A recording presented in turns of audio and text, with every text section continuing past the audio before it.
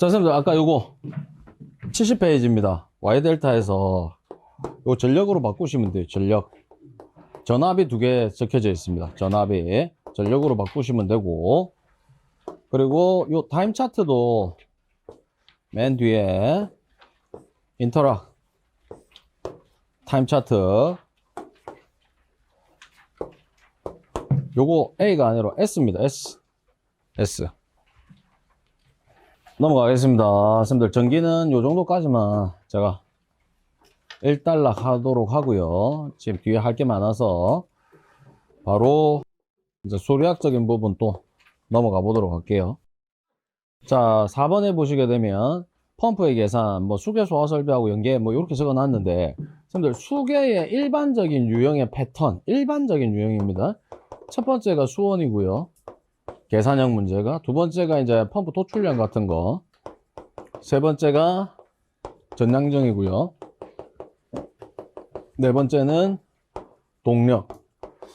그리고 뭐 플러스 알파입니다. 뭐 수력적인 개념의 문제를 덧붙이든지 아니면 뭐 NFTC 뭐 외우는 문제라든지 이런 게 이제 기본적인 유형입니다. 그래서 수온이나 토출량은 선생님들 NFTC를 공부하시면 저절로 나오고요. 어렵지 않습니다. 이 애들은 쉽게 풀리는 애들이고, 그리고 선생님들 그 기술 기준에는 전량정이라는 개념의 표현이 없지 않습니까? 맞죠?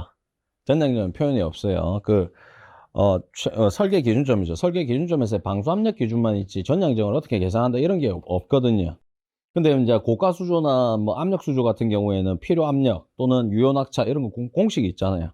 근데 이제 전량정은 없어서 우리가 한번 더 여기서 체크를 해 보실 거고, 그리고 동력 같은 것도 마찬가지입니다. 기술 기준에 안 나와 있습니다. 그래서 요 두 가지를 우리는 한번 체크해 보려고 해요. 그렇게 생각하시고 넘어가겠습니다. 자, 전량정은요, 뭐 헤드라고 해도 되고 하이라고 해도 됩니다. 그래서 라지 H를 기호로 쓰고 얘들 기본 단위는 미터를 씁니다. 자, 다시 한번 더 용어 정리합니다. 자, 양정은 쌤들 뭐예요? 결국 펌프 같은 기계 장치가 던질 수 있는 최대 물높이를 말하는 거죠. 최대 물높이. 자, 물높이니까 뭐예요? RH라고요. RH니까 결국 뭐예요? 압력이죠. 압력. 그런데 압력의 인자들이 여러 개 있다고요. 여러 개 있어서 얘들 다 합친 양정이 전체 양정. 그래서 전양정이라는 표현을 하게 되는 겁니다. 그리고 쌤들 수두 또는 수주도 뭐예요? 결국 물높이예요. 압력이고요. 그래서 이런 용어를 한번 챙겨 놓고 넘어가도록 합니다. 밑에 있네요. 자, 전량정은 쌤들 요거부터 먼저 기억을 좀 해주셨으면 좋겠어요. 전량정의 이 공식이 H123인데요. 이 H123의 공식이 어디에서 기인하는 거라고요, 쌤들? 베르누이에서 온다고요. 베르누이. 그래서 베르누이에서 약식으로 표현한 공식이 H123다라는 걸 반드시 한번 연계해서 좀 기억에 남겨 주시고요. 자, H1입니다. 자, 이거는 1, 2, 3, 4 제가 순서를 정하는 거기 때문에 쌤들 기호가 뭐 조금씩 바뀌어도 상관없습니다. 뭐 H2가 실량정, H1이 마찰 손실 뭐 상관없어요. 근데 저는 H1을 쌤들 실량정이라고 먼저 잡았고요. 이 실량정은 쌤들 뭡니까? 조금 말이 어렵죠. 자연 낙차 압력 환산수도 또는 환산양정이라고 표현합니다. 자, 결국은 우리가 펌프를 보셨을 때 흡입식 생략합니다. 자, 요렇게 해서 방수구가 설치되어 있다. 그런데 소방 펌프는 항상 뭐가 들어가 있어요? 물이 들어가 있습니다. 되시겠죠? 그래서 물이 항상 수직으로 내리 누르고 있다고요. 내리 누르는 게 뭐 예를 들어서 10이라는 숫자만큼 내리 누르고 있다. 그럼 얘를 이기고 던져야 되지 않습니까? 맞죠? 네, 누르고 있는 힘을 이겨야 되지 않습니까? 요게 H1에 해당하는 겁니다. 자, H1에 해당하는 거 생각하시고 흡입 방식에 따라서 달라질 수 있는데요, 선생님들. 정압 흡입이 있고 부압 흡입이 있습니다. 정압 흡입은 아직 표현은 안 한 것 같은데 선생님들 유효 흡입 양정에서 정확하게 좀 배우도록 하고요. 이거는 펌프 옆에 수조가 있을 때죠. 펌프 옆에. 부압은요, 펌프의 밑에 수조가 있을 때, 이때는 풋밸브 부압일 때, 정압일 때는 흡수구라고 하지만 결국 뭡니까, 선생님들? 물 들어오는 구멍입니다. 구멍. 자, 구멍이고요. 얘는 최고위 방수구 또는 헤드라고 하지만 설계 기준점입니다. 최고층에 제일 멀리 있는 애, 걔가 기점이라고요. 거기서부터 물이 차서 내리 누를 거니까 이해되시겠죠? 그까지의 수직 거리입니다. 자, 요거는 도면에 나와 있을 거예요. 어렵게 계산하는 게 없어요. 아니면 조건에 줍니다. 실량정이 얼마다 이런 식으로 주니까 선생님들께서 생각을 해주시면 되겠고, 그리고 또 하나만 더. 자, 베르누이에서 기인한다고 했어요. 그래서 요렇게 펌프가 있다라고 하면 사실 우리는 수면 상부를 보고 있지만 결국 뭐예요? 물 들어오는 구멍 봐야 되죠. 구멍에서 구멍까지잖아요. 그래서 요렇게 내리 누르는 RH가 존재를 합니다, 실제로. 그래서 R분의 P1을 넘어가서 빼줘야 되는 게 정상이에요. 이해되시나요? 요만큼의 수위가 있다고요. 있기 때문에 이 상태에서의 전량정을 구하면 2번 지점으로 넘어가서 펌프의 힘은 R분의 P2에서 빼기 R분의 P1이 성립이 된다고요. 근데 우리는 이거 안 보잖아요. 안 보는 이유가 뭐 때문이라고 했어요? 그렇죠. 우리는 요까지 쓸 때까지도 이상현상 생기면 안 된다고요. 그래서 소방은 무조건 구멍이 기준이에요. 구멍. 근데 선생님들 말씀드리지만 일반적인 뭐 자료 같은 거 찾아보시면 수면 상부 보고 있거든요. 그래서 실제로 제가 말씀드린 R분의 P1이 넘어가서 빼기가 된다고요. 그런 식으로 서적이 정리가 돼 있어요. 근데 우리는 소방이라서 무조건 뭐 구멍 기준입니다. 구멍 기준. 그거 하나 기억해 주시기를 바라고. 자, 두 번째. 자, 얘가 어떻게 된다고요? 배관하고 관 부속물을 거치면서 도달을 하겠죠? 그럼 예를 듭니다. 여기에서 유체가 움직여서 쭉 가는데 요까지 앵글 밸브까지 가는데 손실이 1만큼이 발생을 했다. 그러면 개념상 얘가 10이 내리 누르고 있는 상태에서 손실이 1만큼이 발생한다. 그럼 얘는 내리 누르는 거를 이기고 손실을 이기고 도착을 해야 될 거지 않습니까? 그래서 얘는 11만큼의 지금 힘이 필요하게 되는 겁니다. 그리고 이어서 끝나는 게 아니라 옥내 소화전 기준입니다. 뭐도 거칩니까? 호스라는 애도 거치죠. 그게 H3라고요. 되시겠습니까? 호스에서의 손실도 고려를 해야 됩니다. 그럼 호스의 손실이 1이었다. 그럼 얘는 11이 아니라 이제 12로 던져야 되겠네요. 그럼 호스 끝까지 나오겠네요. 되시겠습니까? 그럼 이제 이까지 다 도달했어요. 도달하고 나서 얘가 몇 메타 날아가야 된다고요?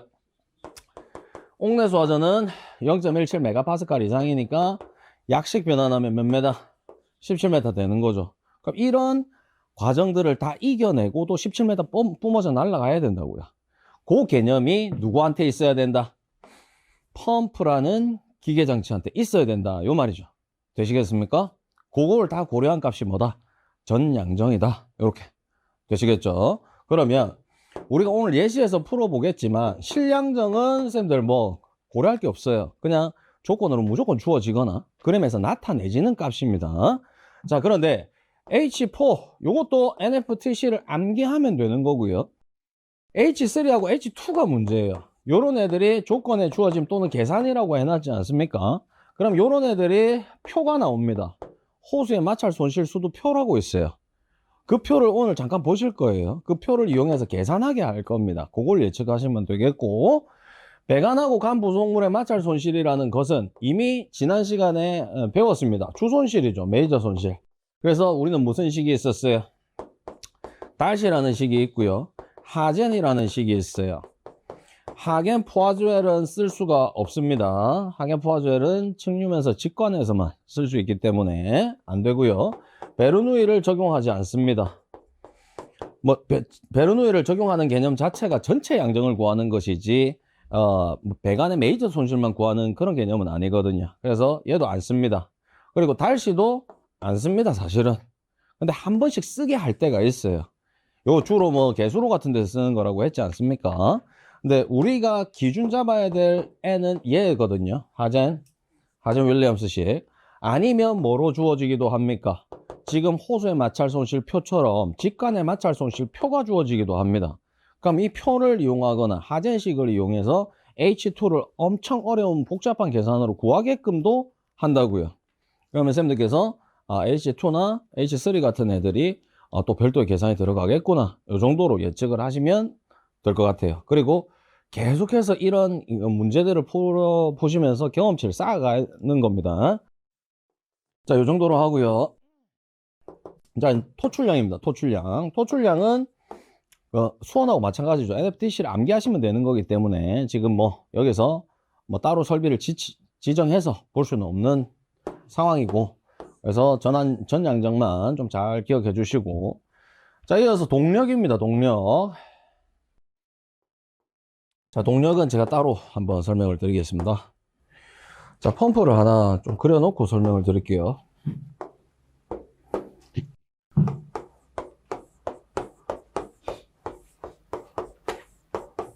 모터펌프 기준으로 그리겠습니다. 우리 선생님들께서 기본적으로 이 동력이라고 하게 되면 차원 정리가 먼저 되어 있으셔야 돼요. 동력은 우리가 뭐라 부릅니까? 일률이라고 부르는 거죠. 그래서 시간분의 1이라는 개념, 1은 힘 곱하기 거리라는 개념, 이런 식으로 조금 동력 차원이 정리가 되어 있어야 되겠고, 우리가 부르는 동력은 세 가지입니다. 전달 동력이 있고요, 두 번째로 축동력이 있고요, 세 번째로 수동력이라는 애가 있습니다. 자, 여기에서 우리는 뭘 기준으로? 전달 동력을 기준으로 식 정리를 하실 거거든요. 전달 동력은 기본 킬로와트로 구하는데 식이 어떻게 됩니까? 배기 효율분의 R, Q, H의 K다. 이렇게 구하시는 겁니다. 근데 이 전달 동력은 과연 누구의 동력이냐 이 말이죠. 여러분들, 여기 펌프가 있고요, 여기 모터가 있어요.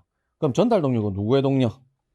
모터의 동력입니다. 모터의 동력. 그래서 이 모터를 제가 기준으로 그림을 그렸지만 전달하는 애가 모터가 될 수도 있고요, 뭐가 될 수도 있고 엔진이 될 수도 있는 거예요. 그래서 전달 동력은 모터 동력 또는 엔진 동력이라고도 표현이 될 수 있는 겁니다.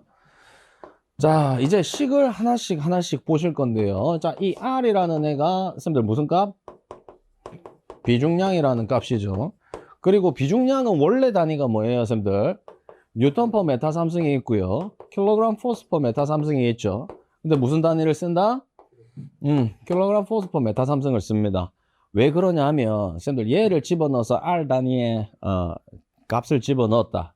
그럼 해석되는 단위가 동력의 차원이 안 나와요, 절대 단위로 넣게 되면. 그래서 중력 단위를 기본으로 합니다. 뭐 고민 안 하셔도 돼요.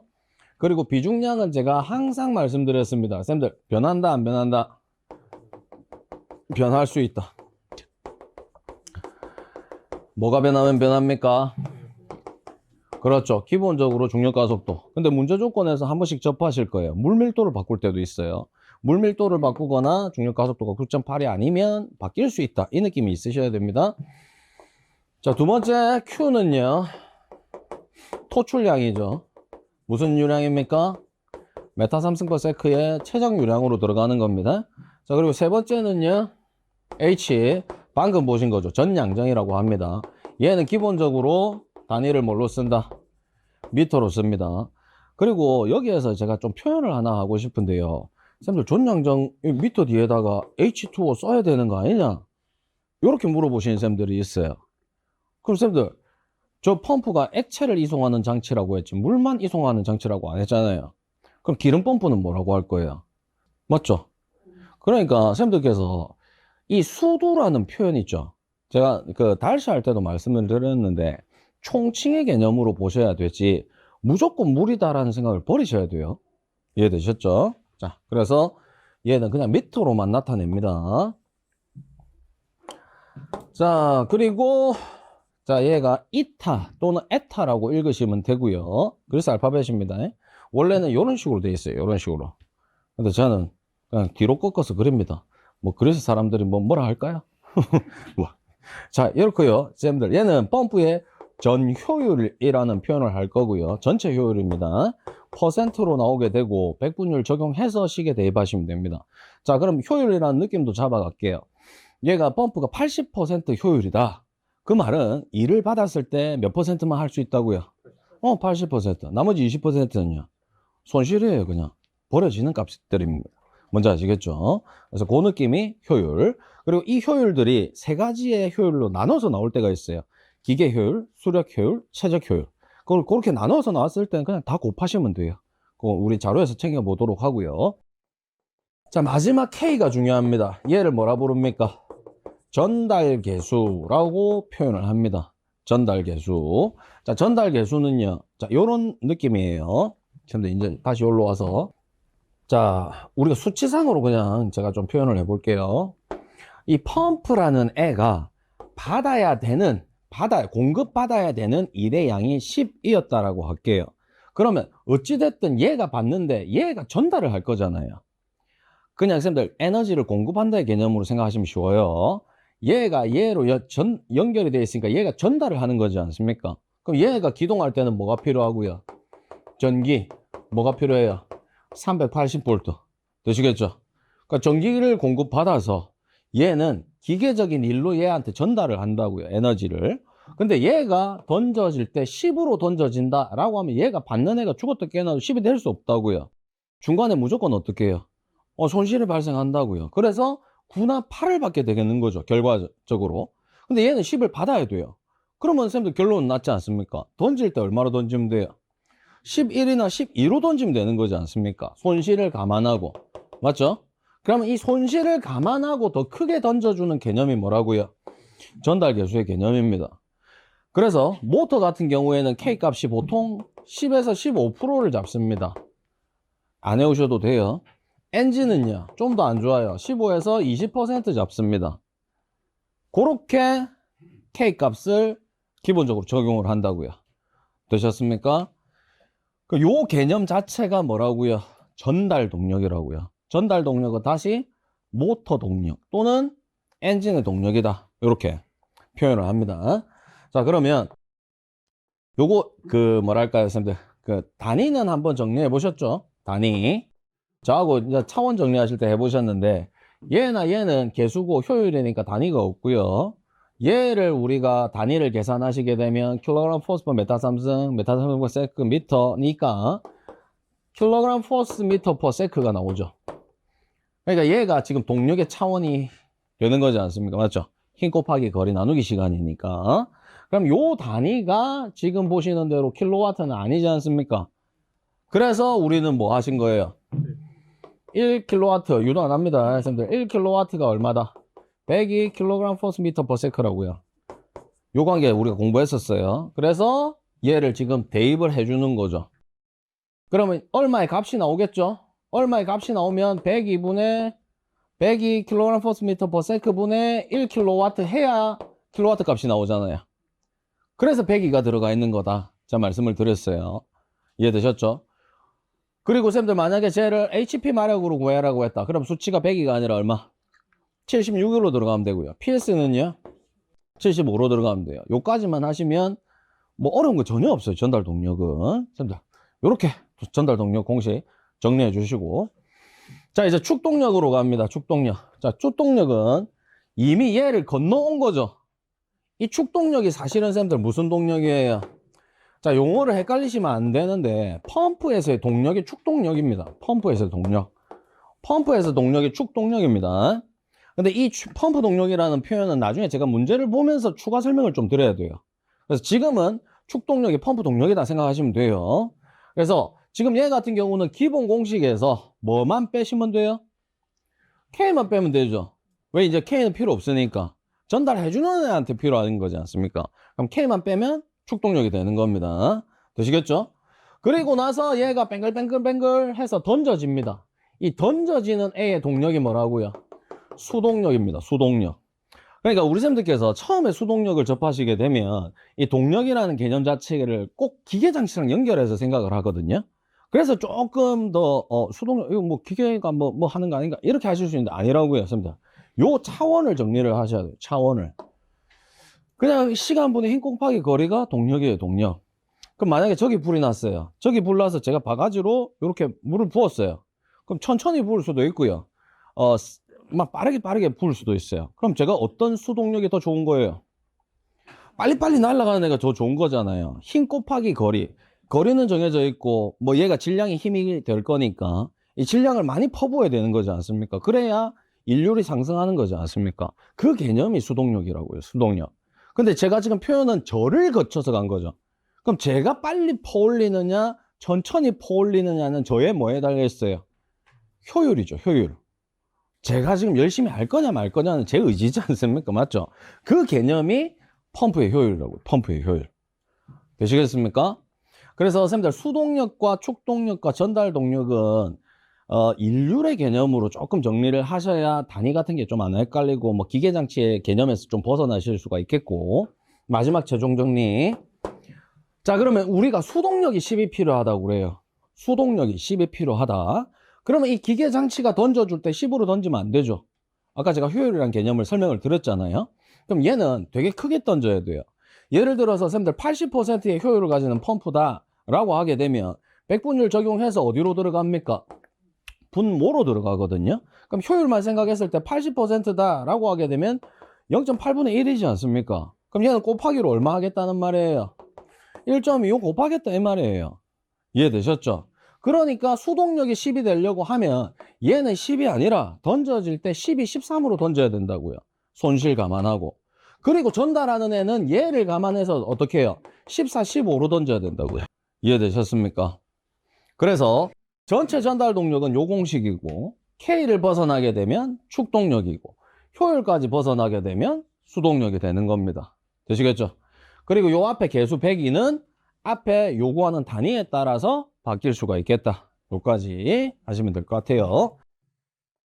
자, 이 동력이라는 것은 선생님들 2차 끝까지 따라다니는 거니까 쉬울 때는 또 쉽게 나오고요. 어려울 때는 또 어렵게 나오니까 그렇게 생각을 해주시면 되고 요거 다시 한 번 더 기억하셔야 되겠죠. 수치는 뭐 헷갈리실 일이 없을 거고요. 자, 그리고 요거 하나 체크해 주세요. K는 요렇게도 구해진다. 그리고 선생님들 요 정도 그냥 뭐 미리 예측하시면 되겠죠. K값. 모터는 1.1에서 1.15 그리고 엔진은 1.15에서 1.2 정도다. 그럼 미리 좀 해놓으시면 좋고요. 자, 그리고 요 느낌도 좀 가져가야 됩니다. 효율이 65%다. 그러면 역으로 곱하기 개념이죠. 예. 그리고 요거는 사실 뭐 시험에서는 안 나올 것 같고요. 수력 효율이라는 개념, 기계 효율, 최적 효율이라는 개념이 요런 개념에서 오는 거다 정도 그냥 한번 읽어보고 가시면 될 것 같고 요거는 기억하셔야 돼요. 전 효율은요. 수동력에서 축동력을 나눠야 됩니다. 효율은. 그리고 방금 보신 거 설명드렸죠. 수력, 기계, 최적을 다 곱하시면 돼요. 예를 들어서 뭐 수력 효율 90%, 기계 효율 80%, 최적 효율 70%. 그러면 0.9 곱하기 0.8 곱하기 0.7. 그렇게 하면 전 효율. 되시겠죠? 네. 자, 뒤로 넘어가셔서요. 전기를 조금 오래 공부하신 쌤들은 이런 공식을 쓰시기도 해요. 전동기 공식으로 9.8 QHK 또는 0.163 QHK 뭐 이런 식으로도 쓰시는데 요거는 결론입니다. 쌤들 쓰면 안 돼요. 우리는 쓰면 안 됩니다. 자, 왜 안 돼요? 쟤는 R 값을 무조건 1000으로 고정한 값이에요. 1000. 비중량이 쌤들 1000kg force per 메타 삼성을 집어넣을 거잖아요. 그럼 얘를 102로 먼저 나누면 9.8인 거예요. 102. 이해되셨죠? 그리고 얘가 지금 메타 삼성 per 세크지 않습니까? 얘는 메타 삼성 per min이에요. 그래서 9.8에서 60을 나누면 0.163이 나와요. 그러니까 이 두 가지씩의 전제는 뭐예요? 비중량이 무조건 1000이라는 거죠. 1000. 근데 아까도 말씀드렸지만 비중량은 바뀔 수 있다고 했지 않습니까? 맞죠? 그렇기 때문에 우리는 저 공식을 쓰시면 안 돼요. 그래서 지금부터라도 혹시 저 공식을 쓰셨던 쌤들이 있으시다 그러면 무조건 바꿔야 돼요. 배기 효율분의 RQHK로 되시겠죠? 자, 됐습니다. 자, 그리고 축동력, 수동력 제가 전달 다 드렸고요. 자, 이어서 이제 송풍기 전달 동력이라는 개념이 같이 묶여서 나오는데요. 쌤들 펌프는 사진 보셨고요. 송풍기는 미리 사진 한번 보시게 되면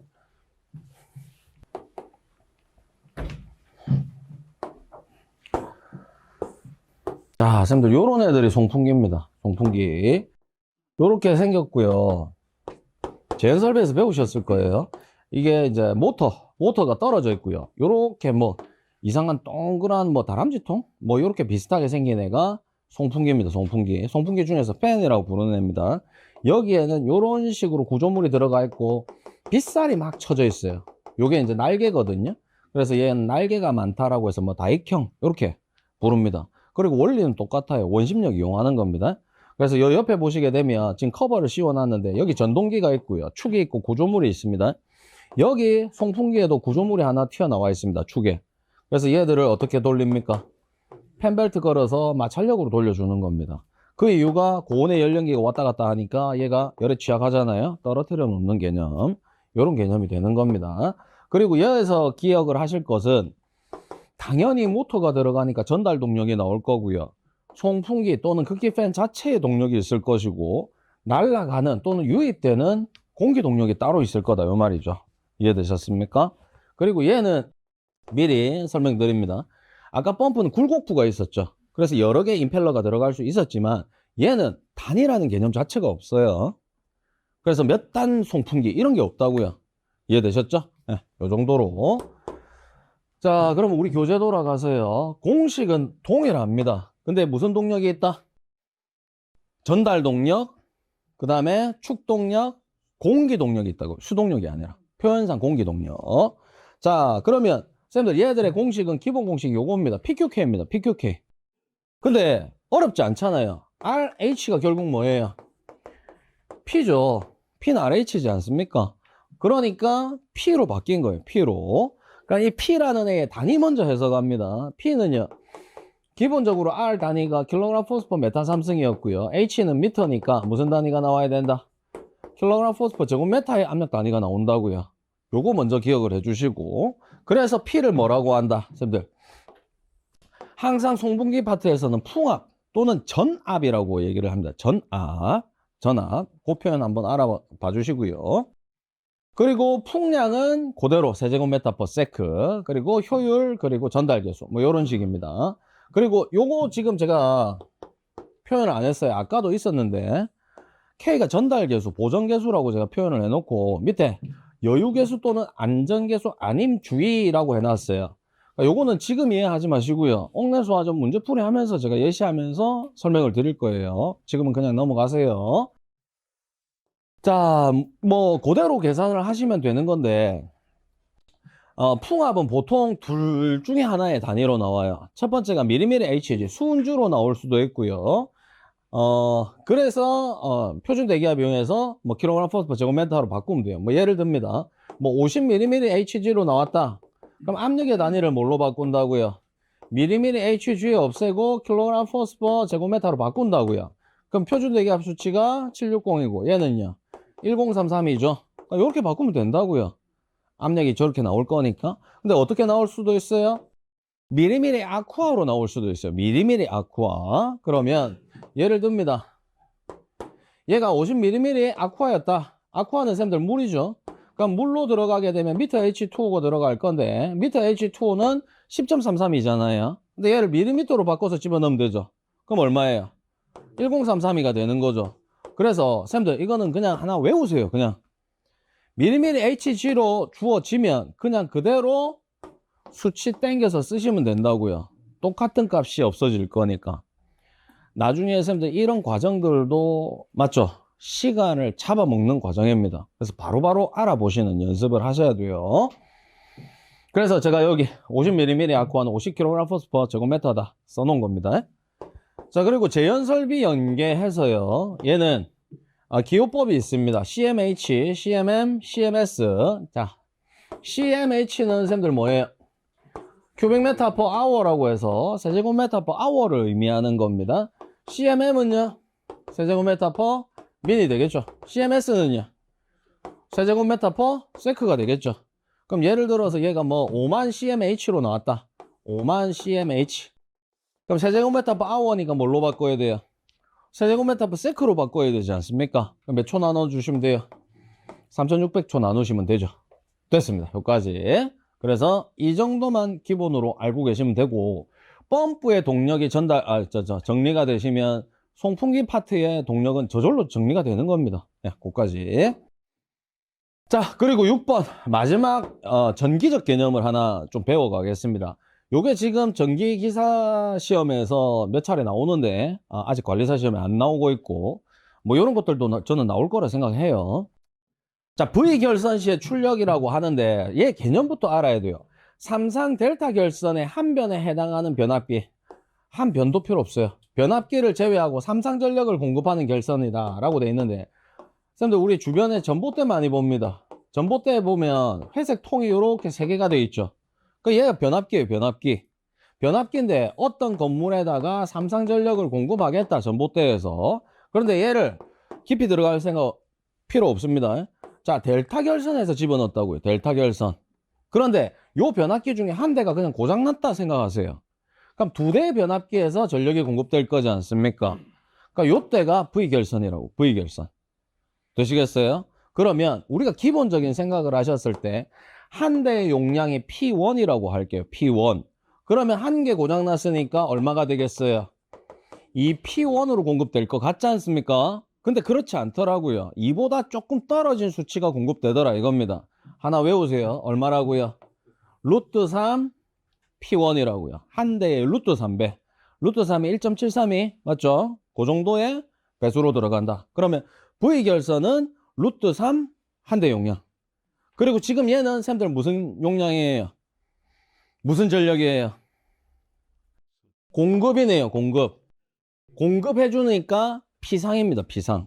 그래서 단위가 어디 갔어요?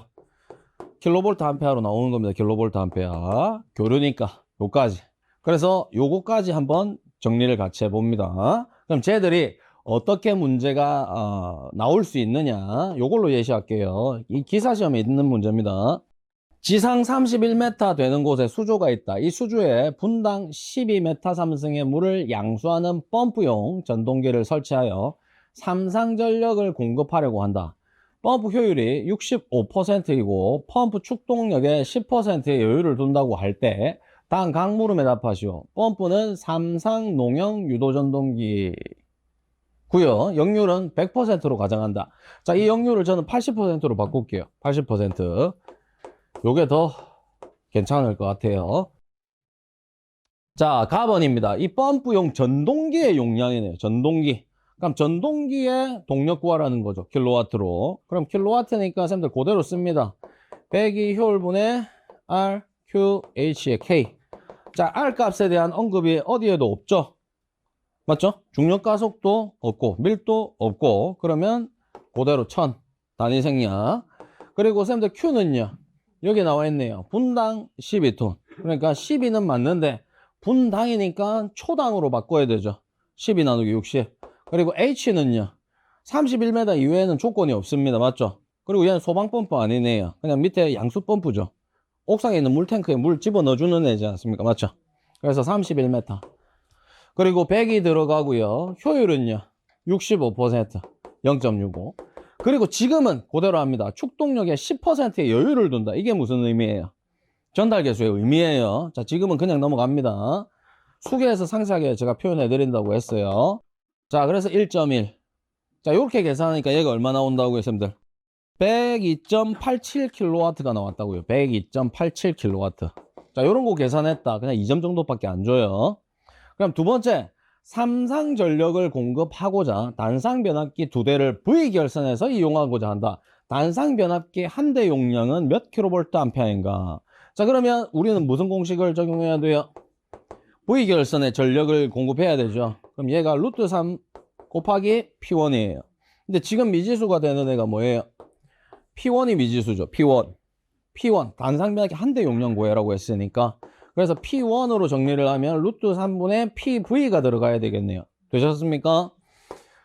자, 그런데 요 수치를 지금 쌤들 요 수치를 여기에 집어넣을 수가 없죠? 없습니다. 왜 없어요? 얘는 무슨 전력이라서? 그렇네요. 유효 전력이네요. 와트니까. 얘는요. P상이지 않습니까? 그러니까 유효를 P상으로 바꾸는 작업을 한번 해줘야 된다고요. 그럼 다시 한 번 더 코사인 세타 관계에 있다고 했고요. P상분의 유효가 됩니다. 그럼 우리는 뭐 구해야 된다고요? P상을 구해야 된다고요. 자리 바꾸면 되죠. 그럼 P상은 결국 코사인 세타분의 유효가 될 거고요. 유효의 값이 102.87로 올라가면 되고요. 코사인 세타는요. 마지막에 제가 80%로 바꾼다고 했어요. 그러니까 0.8로 나누게 되는 거죠. 그럼 얘가 얼마 나오느냐? 128.59가 나와요. 128.59 킬로볼트 암페어. 그럼 얘가 V결선 시에 피상전력이 되는 거죠. 그러면 이제 최종 여기에 집어넣게 되면 루트 3 분의 128.59가 되겠죠. 그러면 최종 나오는 답이 74.24가 나옵니다. 자, 저는 옛날부터 이 전기 파트 설명드릴 때도 했지만 이거 괜찮은 문제예요. 괜찮은 문제. 이렇게 딱 두 문제 내기 좋거든요. 근데 원래는 이게 세 문제로 나올 수 있어요. 첫 번째는 유효전력 구해라. 그대로. 두 번째는 V결선 시에 피상전력 구해라. 2번. 그럼 요게 답이 하나 되는 거죠. 그리고 3번이 한대 용량 구해라. 이렇게 세 문제예요. 세 문제. 기사시험이. 그러면 이렇게 하면 뭐 짜게 해주면 한 6점? 개당 2점씩? 근데 세 문제나 냈잖아요. 그 6점보다는 좀 더 줄 것 같아요. 그럼 한 8점 정도로 배점해서 1번은 쉬우니까 2점, 밑에 거는 3점씩 뭐 이런 식으로 줄 수 있다 이 말이죠. 되셨습니까? V결선 좀 알고 가셔야 됩니다. 아직 설계시공에서 안 나왔다. 요거 말씀드립니다. 됐습니다. 펌프 파트도 거의 이제 다 돼갑니다, 선생님들. 자, 중요하게 생각해 주셔야 됩니다. 이번에 보실 게, 이제 전양정, 동력, 당연히 중요하고요. 그리고 얘가 의외로 지금 안 나오고 있어요. 의외로. 얘는 무조건 다시 나와도 되거든요. 그래서 11회 때 40점인가 한번 나오고, 그 뒤로는 제대로 지금 안 나오고 있습니다. 정리를 잘 해주실 필요가 있겠고요. 자, 제목이 흡입양정이라고 되어 있습니다. 흡입양정. 양정이라는 표현이 우리가 지금 제대로 맞죠? 잘 안 쓰는 용어다 보니까 바로바로 안 와닿아요. 그래서 양정이 결국 뭐예요, 선생님들? 압력이라고 말씀드렸잖아요. 그래서 선생님들 그냥 펌프 흡입 측의 압력이다 라고 생각하시면 돼요. 펌프 흡입 측의 압력. 자, 그러면 얘를 두 가지로 우리는 먼저 분류를 합니다. 두 가지로. 뭐가 있습니까? 아래점자로 AV 붙여서 유효흡입 양정이라는 게 있고요. 밑에 필요흡입 양정에서 RE를 붙입니다. RE를 붙여서 필요흡입 양정이라고 얘기를 합니다. 자, 필요흡입 양정부터 제가 먼저 정리를 해드리면요. 자, 밑으로 공식이 있지만 안 봐도 돼요. 자, 얘는 결론입니다. 계산하지 않는답니다. 계산하지 않는다. 근데 밑에 공식이 있는데? 안 돼요, 쌤들. 안 해도 돼요. 예. 얘는 만약에 이게 계산하는 문제가 나온다라고 하면 문제 조건에 계산식이 무조건 써져 있어야 돼요. 무조건입니다. 이해되셨죠? 그래서 안 해오셔도 될 것 같아요. 흐름만 제가 좀 설명을 드릴 거고요. 그럼 계산하지 않는다. 그러면 얘 값은 무슨 의미를 가지느냐? 펌프 제조사에서 제시된 값입니다. 이미 펌프 제조사에서 실험을 하든 계산을 하든 결정되어서 펌프 제조를 해서 펌프 카탈로그에 실리는 값입니다.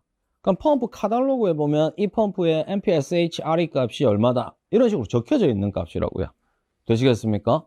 그러면 펌프 제조사에서 결정한 값의 의미는 뭐냐? 예를 들어서 이거 좀 판서를 할게요.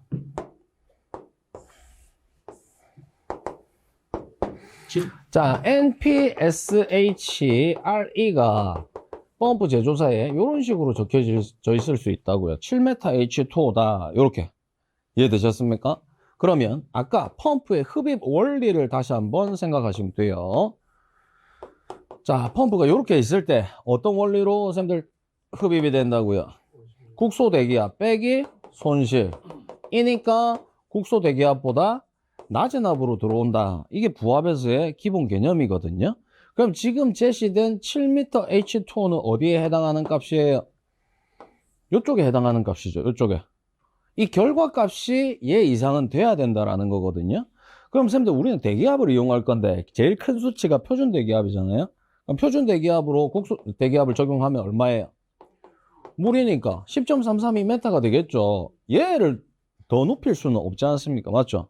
그럼 가면서 어떠한 손실이 발생될 거고 이 결과값이 얼마 이상은 돼야 된다? 7m H2O 이상은 나와야 된다고요. 이해되셨어요?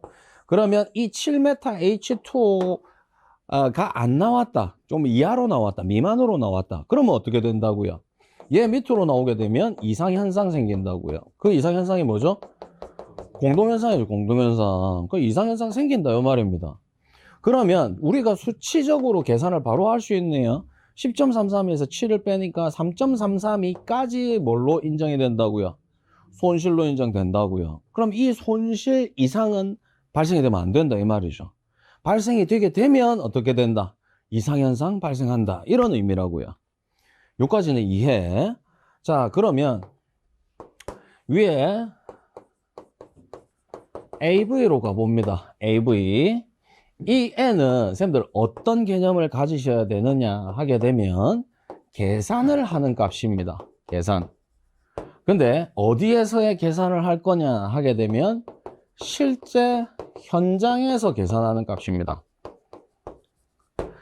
자, 도면이 나올 거고요. 시공하는 그 시공 도면에 맞게끔 시공자들이 배관을 설치하겠죠. 그런데 얘가 뭐 굴곡이 많을 수도 있고요. 배관의 길이가 길 수도 있고요. 부합인데 저 밑에 수조가 있을 수도 있죠. 그럼 실제적으로 가서 뭘 해야 된다고요? 실측해가지고 계산을 해야 된다고요. 계산. 개념이 그런 거예요. 이해되셨습니까? 그러면 이렇게 해서 실측해서 우리는 계산을 할 거라고요. 그러면 이것부터 쌤들 계산을 했어요. 계산을 한 결과 값이 NPSHRE보다는 커야 돼요, 작아야 돼요? 쌤들 당연하죠. 이 값이 커야 되겠죠. 왜냐하면 얘가 이상현상이 일어나는 마지막 한계점이니까. 우리가 결과값이 이걸 계산했는데 6m H2O가 나왔다. 그러면 바로 결론이 나네요. 이상현상 생긴다. 이렇게 되지 않습니까? 근데 우리가 펌프를 설치해놓고 이상현상 생길 거예요? 안 생겨야 되지 않습니까? 그러니까 7m H2O 이상은 얘가 계산값으로 나와줘야 된다고요. 되셨죠? 그러면 이렇게 계산을 할 때 어떤 인자들이 들어가게 되느냐 하게 되면, 자, 얘는 R분의 다시요 MPSH AV라고 하고요. R분의 P0에서 시작을 하는 겁니다. 얘가 땡깁니다. 얘가 얘입니다.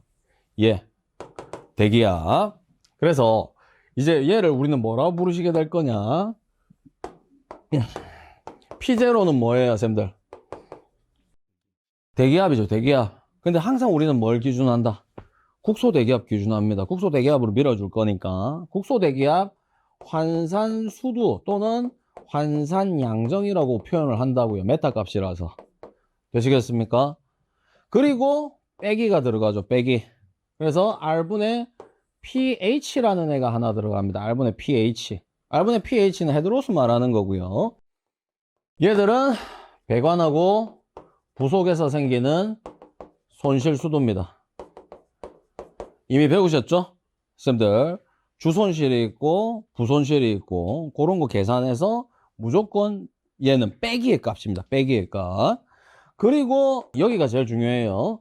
플러스 마이너스 H라는 애가 들어갈 수 있어요. 플러스 마이너스 H. 이 플러스 마이너스 H는 결과론적으로만 어떻게 구하시면 되느냐? 좀 땡길까요? 자, 펌프를 기준해서요. 펌프 중심을 기준해서요. 물 들어오는 구멍의 위치를 보면 됩니다. 물 들어오는 구멍. 에서 구멍의 위치. 되시겠습니까? 자, 그러면 지금 제 같은 경우에는요. 펌프의 중심을 기준으로 한다고 했어요. 그럼 얘를 기준으로 물 들어오는 구멍이 밑으로 가 있죠. 밑으로 가 있으면 쌤들 무조건 마이너스 H라고요. 마이너스 H. 위로 가 있으면요. 무조건 플러스 H라고요. 플러스 H. 그래서 얘는 플러스가 될 수도 있고 마이너스가 될 수도 있고. 그러면 이렇게 경우의 수를 한 두 개만 더. 자, 옆에 수조가 이렇게 있다. 펌프가. 그럼 중심하고 구멍하고 같은 레벨에 있네요. 얘는 H가 얼마라고요? 제로라고요. 제로. 얘도 전량정 구할 때랑 마찬가지입니다. 수면에서 요만큼 내리누르는 RH 구하지 않습니다. 우리 소방입니다. 요만큼이 뭐니까? 유효 수량이니까 다 쓸 때까지 이상현상 생기면 안 된다고요. 그래서 구멍을 기준 잡습니다. 그럼 요렇게 생길 수도 있죠. 요렇게 펌프가. 그럼 얘는 기준에서 어느 정도 올라가 있으니까 플러스 H가 되는 겁니다. 이렇게만 생각하시면 됩니다. 자, 그리고 마지막으로 이것도 무조건 마이너스 R분의 PV, V는 베이퍼라고 합니다. 제가 증기압 표현은 한번 했었던 걸로 제가 기억하는데요. 자, 우리는 물을 기준으로 생각을 합니다. 그래서 자, 물방울 하나다. 주변에 뭐가 대기압이 나오지 마 하고 있다고 했어요. 맞죠? 이렇게 하는데 증기압 값은 고정이 아니라고 했습니다. 증기압은 온도에 따라서 달라지거든요. 그래서 이 증기압이라는 표현 자체를 우리가 두고 생각을 하게 되면 자, 배관에서 물이 지나간다라고 해요. 물이 요렇게 지나갈 때 선생님들 증기라는 애는 결국 액체가 뭐가 되는 거예요? 기체가 되겠죠. 그럼 기체가 되면 지금 좌에서 우로 흐르는 상황에서 어디로 가겠어요, 얘들이? 위로 가려고 하겠죠. 그래서 우리가 흐름의 진행 방향을 봤을 때 얘는 뭘로 작용할 수 있다고요? 손실로 작용할 수 있다고요. 자, 이게 혹시나 나는 이해 잘 안 된다. 그러면 유체 이동에서 증기압이라는 건 무조건 쌤들 손실이다 생각하시면 돼요. 손실이다. 그리고 수리압 할 때 말씀드렸습니다. 증기압은 쌤들 압력의 구분에서 무슨 압이다? 절대압입니다. 절대압. 요 두 개를 조금 같이 기억해 주세요. 자, 그래서 요런 식으로 계산을 하시게 될 겁니다. 그러면 요렇게가 결국 뭘로 작용할 수 있다고요? 손실로 작용을 할 수 있는 거죠. 손실로. 자, 그렇게 했을 때 결과값을 잘 다시 한번 더 생각해 보세요. 우리는 지금 얘를 보고 있거든요. 제가 예시하긴 했지만 7mH2O 7mH2O 그러니까 표준 대기압이다. 10.332 얘는 고정. 얘를 바꿀 수는 없어요. 맞죠? 그러면 이 마이너스 값들을 어떻게 해야 된다고요? 작게 만들어야 되죠. 작게 만들어야 얘가 커질 것이고 얘가 커져야 쟤보다 커질 확률이 높아지는 거지 않습니까? 이해되셨죠? 그러면 선생님들 일단 먼저 첫 번째로 보이네요. 어떻게 하면 돼요? H를 플러스로 만들면 되죠. 마이너스를 안 만들면 되잖아요. 그러면 선생님들 제가 무슨 흡입? 부합흡입이죠. 펌프하고 수조, 자 다시 수조가 펌프 옆에 있다 무슨 흡입? 정합흡입이죠. 그러니까 얘를 크게 만들려면 무조건 무슨 흡입을 시키면 돼요? 그렇죠. 정합이죠. 정합흡입에서는 쌤들 아까 말씀드렸지만 이상현상 즉 공동현상이 일어나지 않습니다. 이해되셨어요? 얘가 커질 거잖아요. 무조건 커질 거니까 얘가 빼기로 존재를 안 한다고요. 그래서 이상현상이 발생하지 않습니다. 그러면 이렇게 말씀드릴게요. 요거 설명을 제가 좀 먼저 드렸어야 될 것 같은데 자, 우리가 앞으로 수많은 계산을 하실 거예요. 그럼 여기 배관하고 부속의 손실 수도 쌤들 어때요? 사실 미미하다 생각하시면 돼요. 미미하다. 되시겠습니까? 그리고 여기 R분의 PV 포화증기압 환산수도 얘도 뭐하다? 미미하다 이 말입니다. 미미하다. 실제적으로 그렇게 보고 있습니다. 그러면 여기에서 얘가 실제적으로 마이너스 H로 존재를 했다라고 해요. 그러면 손실의 대부분이 뭐일 거라고요? 마이너스 H가 될 거라고요. 마이너스 H. 그럼 다시 한 번 더 여기로 내려와서 펌프 카탈로그에서 7mH2O를 제시한 것은 결국 손실값을 제한한 것인데 이 손실값은 결국 뭐가 된다고요, 쌤들? 수직거리가 된다고요, 수직거리. 얘들이 미미할 거니까. 그래서 실제적 의미는 뭐냐? 카탈로그에서 제시한 7mH2O는 부합으로 했을 경우에 이 흡입 측 수직 배관의 길이를 얼마로? 3.332m 이상으로 하지 말라는 의미입니다. 수직거리 제한입니다. 수직거리 제한. 이해되셨습니까? 실제적 의미는 이렇다라는 걸 말씀을 드립니다. 그러면 좀 이 화면이 좀 그런데요. 자, 요것만 한번 이해를 하고 넘어가겠습니다. 정압이죠. 정압. 얘는 쌤들 잘 보세요. 요만큼 무조건 내리 누르는 RH가 존재를 해요. 그리고 여기에서 대기압이 누르고 있어요.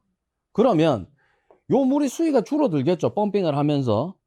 다 줄어들어서 마지막까지 다 쓰더라도 이 배관은 무슨 압력 이하로 안 떨어져요? 대기압 이하로 안 떨어지는 거예요. 이해되세요? 그러니까 아까 제시한 7m HA2O에 도달할 수가 없는 거죠. 왜? 얘가 아무리 깎여도 10.332의 개념은 성립할 거니까. 그래서 정압일 때는 공동이 안 일어난다고요. 무조건 무슨 상황일 때? 부합에서만 발생한다고. 부합에서만. 되시겠습니까? 요 느낌입니다. 자, 그래서 우리 선생님께서 아주 중요한 거 하셨습니다. 요 개념 조금 잘 잡아 주셔야 되겠고요. AV가 더 커야 된다. 자, 됐습니다. 이제 교재 읽으면서 마무리만 하도록 할게요. 자, 이게 좀 칸이 좀 제대로 안 돼 있는데.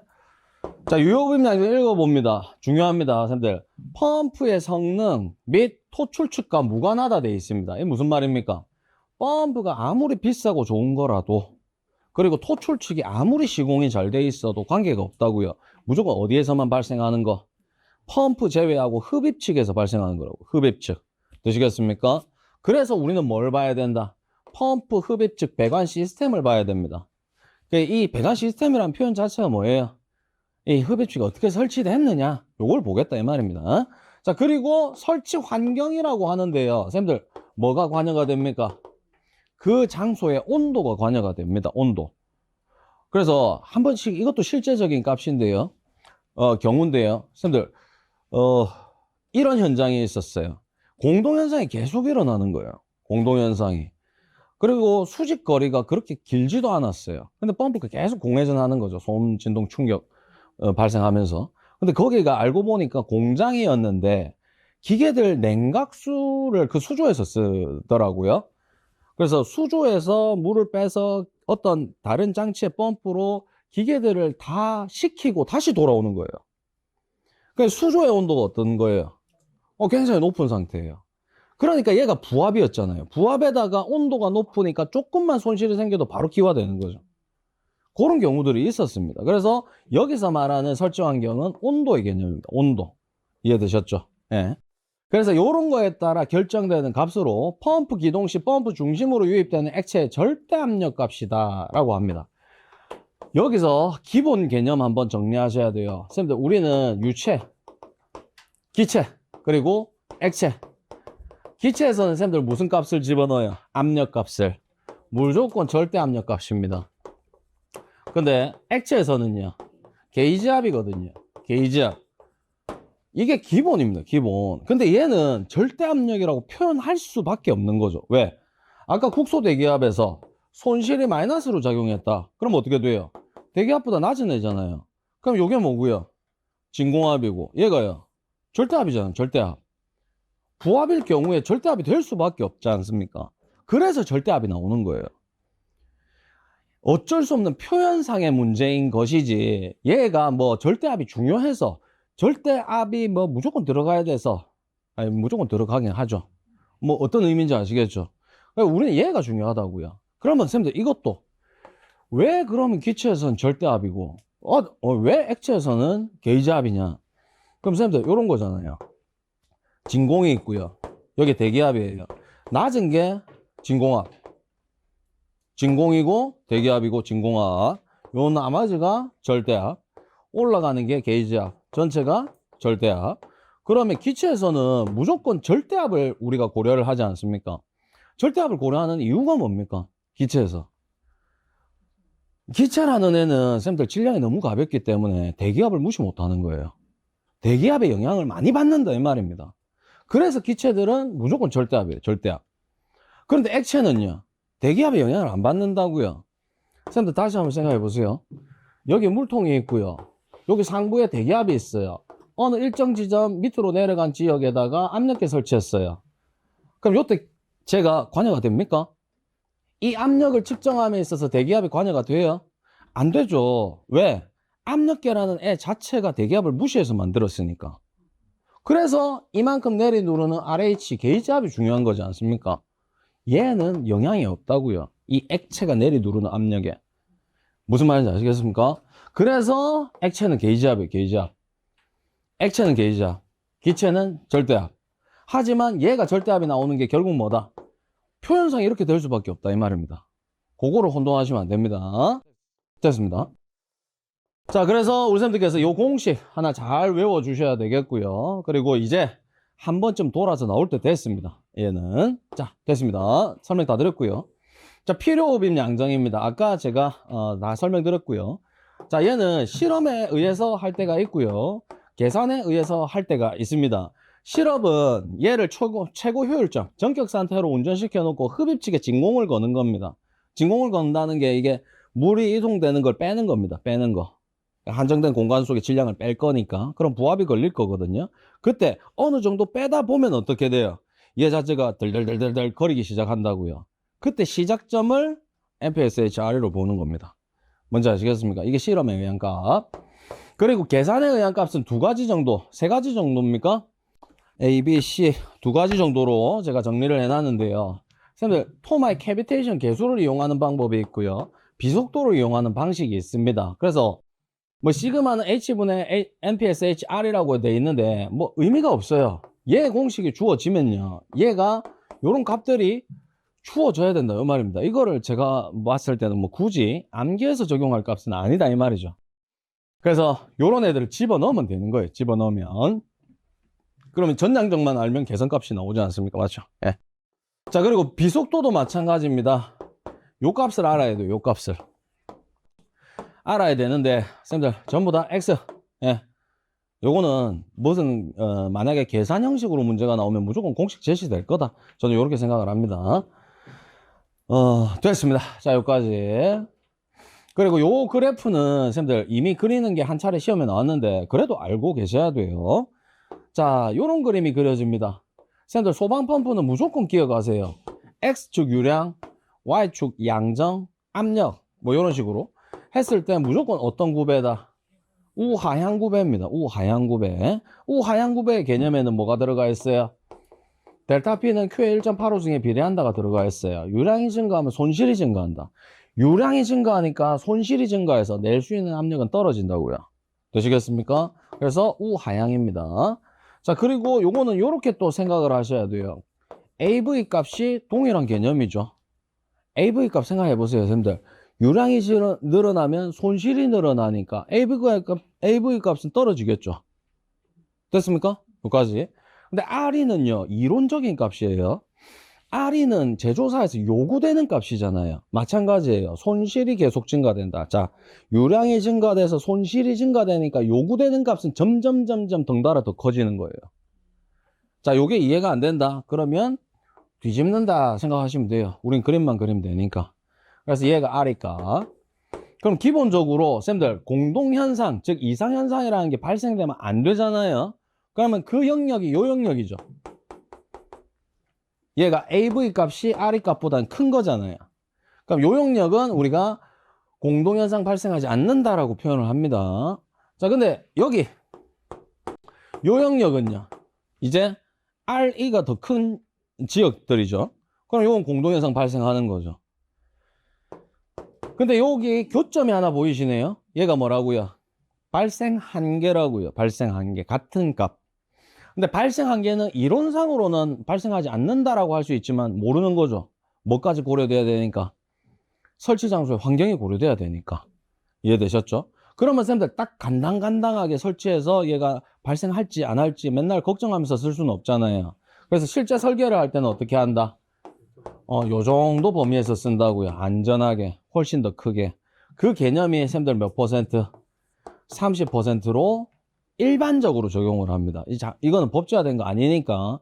만약에 쌤들 설계 조건을 이용할 때가 만약에 문제가 나왔다. 그러면 몇 퍼센트 할 거라고 조건이 나와야 돼요. 네. 그래서 통상 30%다. 요 정도까지 생각하시면 됩니다. 그래서 그래프까지 좀 연습을 하셔야 되겠고. 자, 요거는 그냥 한 번만 설명드릴게요. 자, 물의 이론 흡입 양정은 약 10.332m 이나 배관 마찰 손실 등으로 실제 6m 정도를 흡입 상한값으로 판단을 합니다. 그래서 소방펌프차가 지면에서 호스 접결구까지 1.5 정도이므로 실제 흡입 가능 높이는 4.5 정도이다. 그래서 얘를 어디에다 적용하느냐? 선생님들 소방기본법에서 저수조 기준이 있죠. 그거 제가 하나 외워달라고 합니다. 낙수접, 토투자 뭐 이런 식으로 하죠. 그래서 낙차가 얼마? 4.5 이하여야 된다. 그리고 소화수조, 저수조 화재 안전 기준에 보시게 되면 지면으로부터 깊이가 4.5 이상이면 펌프를 하나 설치해야 되죠. 펌프. 그때 다 4.5가 나오거든요. 그 이유가 이런 겁니다. 부압이에요. 결국은 얘들이 소방차가 옵니다. 소방차에 물 담아가는 거지 않습니까? 그랬을 때 여기 물이 찰랑찰랑 하고 있을 거예요. 그럼 호수를 빠뜨려서 물을 흡입하거든요. 그럼 지면에서부터 여기까지가 얼마여야 된다고요? 4.5m 넘으면 안 된다고요. 그 기준을 여기서부터 시작하는 거예요. 여기 펌프가 있다고요. 펌프 중심에서 이 지면까지를 얼마로 보고 있다고요? 1.5로 보고 있어요. 그래서 최대 수직거리를 6m 이하로 제한하는 겁니다. 제한. 얘를 넘어가면 뭐가 안 된다? 흡입이 안 된다고요. 이해되셨습니까?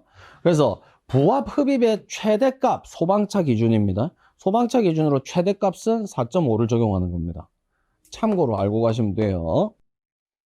자, 요 문제만 하고 쉬겠습니다. 선생님들 11번 11회 요때가 선생님들 40점 배점으로 크게 나왔었고 이 이후에는 나온 적이 좀 잘 없어요. 그래서 충분히 가능성이 있다 봐주고요.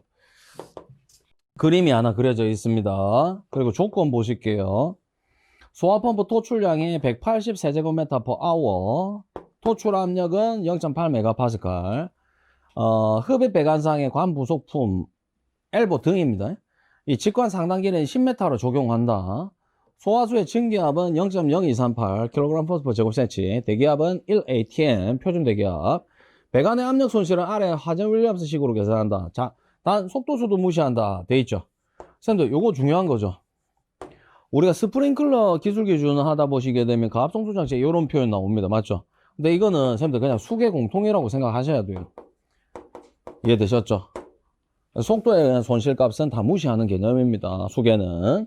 그래서 이런 표현 나오게 되면 선생님들 뭐부터 생각하셔야 돼요? 베르누이 생각해야 되죠. 베르누이 적용할 때 2G분의 U제곱은 안 써도 되는구나. 요런 느낌이 있어야 됩니다. 자, 개수는요. 자, H라고 나왔고요. 6.05가 나왔는데 승수가 뒤로 가 있어요. 10의 6승입니다. 그럼 제가 지난 시간이었죠. 수리학 하면서 하젠 설명을 드렸어요. 앞에 개수는 중요하지 않다라고 했습니다. 얘가 6.05가 나오든 6.174가 나오든 무조건 뭘 보고? 승수를 보고 알아봐야 된다고 했어요. 그러면 10의 6승은요. 메타 H2O의 손실이죠. 10의 5승은요.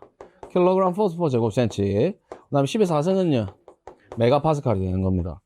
그럼 선생님들 10의 7승은요. 계산해보면 되죠. 킬로파스칼입니다. 킬로파스칼. 뭐 요런 거예요. 요런 거. 그러니까 승수에 따라서 어떤 단위로 나왔는지를 조금 바로바로 선생님들 알아보시면 좋다고요. 그럼 지금 10의 6승이니까 손실이 뭘로 나왔을 거다? 밑에 H2O로 나왔을 거다. 그럼 당연한 게 되는 거죠. 근데 이런 개념이 정리가 안 됐다. 이 공식 이거 뭐 틀린 거 아닌가? 이렇게 될 수 있다 이 말이죠. 정리가 안 되면. 자, 됐습니다. 그리고 C값 주어졌고요. 유효 흡입 양정의 기준점은 A로 한다. 자, 왜 그랬겠어요, 쌤들? A가 구멍이거든요. 이거 가지고 논란이 많았을 문제입니다. 만약에 이 마지막 조건을 안 줬으면. 왜? 실제로 쌤들 네이버 같은 데 보면 수면 기준으로 한다니까요. 소방펌프 아니면. 이해되셨죠? 그래서 우리는 무조건 어떻게 해요? 구멍 기준이다. 이거 기준 잡고 계시면 돼요. 자, 1번 문제 바로 갑니다. 흡입관에서의 마찰 손실 수도를 계산하시오. 단 계산 과정을 쓰고 소점 내지 쭉 합니다. 자, 선생님 무슨 공식 써야 돼요? 하전식 쓰는 거죠. 제시된 거 그대로 쓰는 겁니다. 100이라는 거 주어졌고요. 150은 그림에 있습니다. 관 내경 들어가는 거고요. 토출량은 어떻게 됩니까? 3000으로 풀어야 되죠. 조건 1번에 보시게 되면 토출량이 얼마예요? 180세제곱미터/hr. 180세제곱미터/hr. 아무것도 아니죠. 1톤이 1000리터가 될 거고요. 1시간이 60분이죠. 저기 Q에 들어가는 애가 LPM이니까 요 과정을 거쳐서 3000으로 바꿔서 들어갔습니다. 그 다음에 30.5는 쌤들 뭐가 들어가는 거예요? 전길이가 들어가죠. 전길이. 그래서 도면에서부터 시작합니다. 0.5, 4, 4, 12 직관길이. 그리고 여기 엘보, 풋밸브, 뭐 풋밸브인지 흡수근지 모르겠습니다. 지금 표현상. 뭐 이런 식이 돼 있는데 쌤들 여기에서 조건에 나와 있죠. 엘보 등 전체 등가 길이가 얼마라고요? 10m로 주어졌네요. 그럼 그 10m를 직관에다가 더해야 되죠. 전 길이가 직관 길이 플러스 등가 길이니까. 그래서 30.5가 들어가서 계산이 되면 됩니다. 쉬운 문제예요. 그리고 이때 당시에 쌤들 10점이나 줬는데 이런 거 지금 기대하면 안 되죠. 지금 나오면 한 2, 3점 줄걸요. 예. 요때 당시에는 4문제인가 5문제 나왔는데 10점이었어요. 소문제가 4개, 5개. 이 문제가 40점짜리였거든요. 예. 이런 시절이 있었습니다, 쌤들. 자, 두 번째, 유효흡입 양정을 구하라고 해요. 그러면, 쌤들, 요거는 그냥 계산 안 하고 10.33이 바로 쓰면 되죠. 왜? 1ATM이라고 줬잖아요. 얘를 미터 H2로 계산해봐야 10.33이에요. 뭔지 아시겠죠? 자, 그리고 0.238은 어디서 온 거예요? 제가 그냥 한번 풀게요. 자, 쌤들, 천천히. AV는 R분의 P0. 그럼 얘가 10.33이 들어가면 되고요. 마이너스 R분의 PH입니다. 배관하고 부속 손실수도. 얘가 지금 몇 번 풀이? 1번 풀이죠. 배관하고 부속에서 생기는 손실을 1번에 풀게 한 거예요. 풀게. 그래서 얘가 틀렸으면 2번도 틀린 거죠. 그래서 2.519가 여기에 빼기로 들어가는 거고요. 그리고 쌤들 위에서 그림 봅니다. 플러스 H예요? 마이너스 H예요? 플러스 H네요. 중심에서 위에 있잖아요. 근데 얼마만큼 위에 있어요? 3.5m만큼 위에 있죠. 내려온 거 0.5는 빼야죠. 예. 그래서 3.5. 그리고 마이너스 R분의 PV. 자, PV는 0.0238입니다. 0.0238. 자, 그리고 단위가 킬로그램 포스퍼 제곱센치네요. 그럼 여기 R 값이 들어가야 되는데 R 값의 단위는 당연히 쌤들 소화수니까 별도 조건 없고요. 9,800Nm 삼성 또는 1000kg 포스퍼 메타 삼성 중에서 하나를 고르면 되는데 당연하잖아요, 쌤들. 얘로 바꾸는 게 쉽겠죠? 그래서 얘는 1m 100cm 제곱 해서 길이 환산 계속 들어가면 된다고요. 근데 이런 거 할 시간이 없다고요, 쌤들. 킬로그램 포스퍼 제곱센치를 킬로그램 포스퍼 제곱메타로 바꿀 때 얼마를 곱한다? 만을 곱한다라고 알고 있어야 된다고요. 빨리빨리 계산하기 위해서. 이 언제 이런 걸 합니까? 맞죠? 그래서 이런 것들은 계속 패턴 잡아가면서 연습을 하셔야 돼요. 그래서 1000분의 238이 되겠죠. 그래서 0.238. 그래서 얘를 계산하니까 11.075. 대기압보다 높은 합이네요. 맞죠? 그럼 3번 7m H2O가 필요흡입 양정이다. 그러면 운전 여부, 정상 운전 여부를 판단하고 그 근거를 쓰시오 돼 있는데, 쌤들 요런 거 할 때는요, 항상 요렇게 하세요. 앞으로 이런 애들이 많이 나옵니다. 법규의 근거를 쓰세요. 법규의 근거. 근거를 쓰시고, 쌤들께서 계산하시거나 구해낸 결과값을 부등호로 매기세요. 요런 식이다. 또는 요런 식이다. 이므로 뭐하다. 정상이다. 불량이다. 비정상이다. 이런 식으로 쓰세요. 이게 제일 깔끔해요. 근거를 제시해놔야 됩니다. 그래서 요런 식이 되겠죠, 쌤들. 요걸 한 번에 쓰시면 돼요. MPSH AV 해서 괄호 열고 얘를 집어넣고요. 얘가 크죠? 부등호가 잘못됐어요. MPSH RE 해가지고 7m H2O 이므로 어떻다고요, 쌤들? 정상 흡입 가능 또는 정상 운전 가능 이런 식으로 쓰시면 된다고요. 그게 제일 깔끔합니다. 자, 그리고 마지막 문제가 쌤들 요거죠. 유흡입 양정, 필요흡입 양정, 개념 쓰고 이렇게 그래프까지 그리는 거. 요까지가 40점입니다. 그래서 쌤들 다시 한 번 더 정리하면 얘는 또 나와도 되는 겁니다. 또 나와도. 그리고 안 나온 지가 꽤 오래 됐습니다. 그래서 충분히 나올 가능성이 있구나 하고 잘 체크해 주시면 될 것 같습니다. 자, 여기서 한번 끊고 이제 마무리 할게요.